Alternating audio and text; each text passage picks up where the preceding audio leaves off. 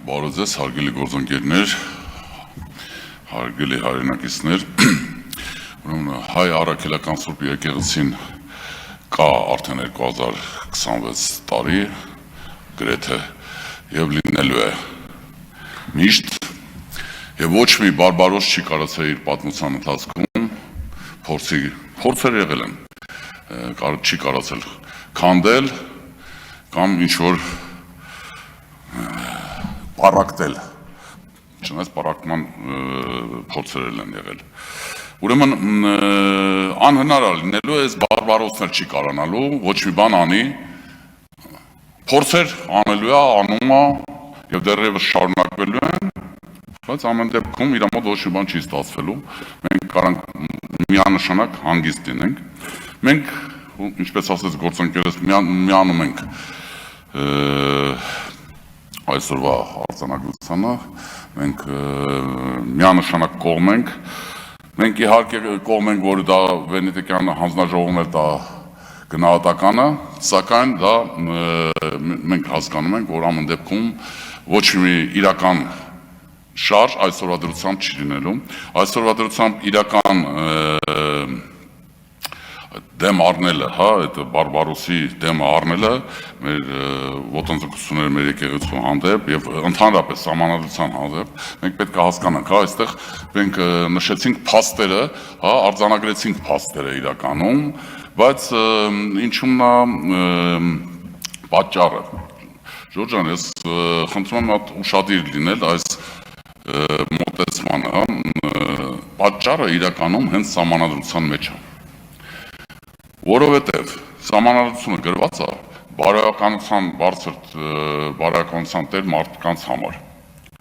Այս մարդիկ այդ բարոյականությունից զուրկ են։ Իրանք ոտնահարում են մեր սահմանադրությունը, իրանք իրականում դրել են սահմանադրությունը մի կողմ, իրանց նպատակը իշխանությունն է, իրանց բարելավելը, իրանց կյանքի, դա ինչ է նշանակում։ Մեր ուժը նժարշարժումը առաջարկել է, որ մենք իհարկե պետք է ամենակարևորը, մենք համակարգային փոփոխություն պետք է կատարենք, մենք պարտավոր ենք սահմանադրության մեջ փոփոխությունները կատարել այնպես, որ լիազորությունները վարչապետի չլինեն այսպիսի, որ հնարավորություն է տալի վարչապետին դառնալ թագավոր, երբ որ ամեն ինչը ինքը կարող որոշի ու ասի պետությունը ես եմ։ Դրա համար մեր մոտեցումները հիմա չխորանան, ոնց են շատերը գիտեն, շատերը կարան ծանոթանալ մեր կայքերում, ուրեմն ինչն եմ ուզում ուշադրությունը դարձնել այսօրվա դրությամբ, նայեք, սենց մոտեցումներ կա, պրոբլեմը այս բարբարոսն է, պրոբլեմը պետք է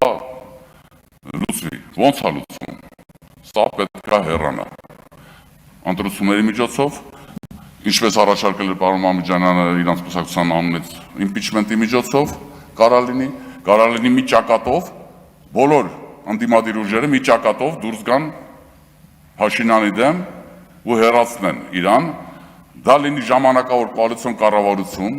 մոտեցումների տարբեր ձևեր կա իրականում։ Եթե ամբիցիաները, էգոները մարդկանց իրանց չխեղդի ու իրականում հայկական, հայրենասիրական մղումներ ունեն մարդիկ, ուրեմն պետք է դնեն բոլորը մի կողմ, իրանց անձնական գաղափարախոսությունները, կուսակցական գաղափարախոսությունները, այսօրվա դրությամբ պետք է այս արհավիրքից բարձնել, դա առաջի քայլն է։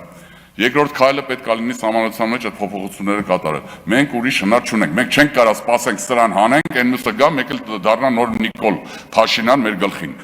Այսօր կարող է լավ մարդ է, վաղը կլիմաքս մոտը առաջանում ու չգիտես ինչ կարանի, շատ կներեք արտահայտության համար, ամեն դեպքում մենք պետք է ճիշտը խոսանք, մեր ժողովուրդը հոգնել է։ 36 տարի է, այս մարդիկ տանջում են, մենք ասում ենք սահմանադրություն, օրենք, միշտ խախտվել է ամեն ինչը։ Այսօրվա դրությամբ մենք պետք է դրա դեմը առնենք։ Մենք ուրիշ հնարավորություն չունենք, եթե այդ ամեն ինչը մենք իրար հետ չանենք։ Եկեղեցին այսօր տուժողն է, միանշանակ տուժողն է, բայց ավելի շատ տուժողն է հայ ժողովուրդը։ Սա հնարավոր է դառնում մենակ այն դեպքում, երբ որ մենք իրար հետ չենք, մենք պետք է բոլորս միավորվենք, մենք այսօրվա դրությամբ ունենք հնարավորություն իրականում։ Այսօր ասում են հիբրիդային պատերազմ է տարվում Հայաստանի հանդեպ Ռուսաստանի կողմից։ Ժորժ ջան, այդ հարցն էլ կարելի է լուծել։ Այսօրվա դրությամբ կան մարդիկ, օրինակ Իտարոսը, Տիկին Կարապետյանցը, որ կարող վարչապետի թեկնածու լինի, միավորված կոալիցիայի ժամանակավոր կառավարության, էլ եմ ասում, ինչպես սահմանադրության փոփոխությունները։ Բոլորը համախմբվեն այս մարդկանց շուրջ, ամեն մեկի կուսակցության իր վարչապետի թեկնածուն, մնում իր վարչապետի թեկնածուն, ժամանակավոր կառավարությունը 4-5 ամսվա մեջ նոր ընտրություններ է կազմակերպում, առանց այս Նիկոլ Փաշինյանի մարդիկ համերաշխ նորմալ ձևի իրանց քարոզչությունը կվարեն, ընտրությունները կկատարվի մարդավարի, դրանից հետո եկեղեցու մասին ընդհանրապես sense խոսք չի կարա լինի։ Սա մեր առաջարկն է, ես մեկ էլ շնորհակալություն եմ բոլորիդ հայտնում եւ մենք ձեր հետ համաձայն ենք։ Շնորհակալություն։ Շնորհակալություն, Հովանես Անդամով։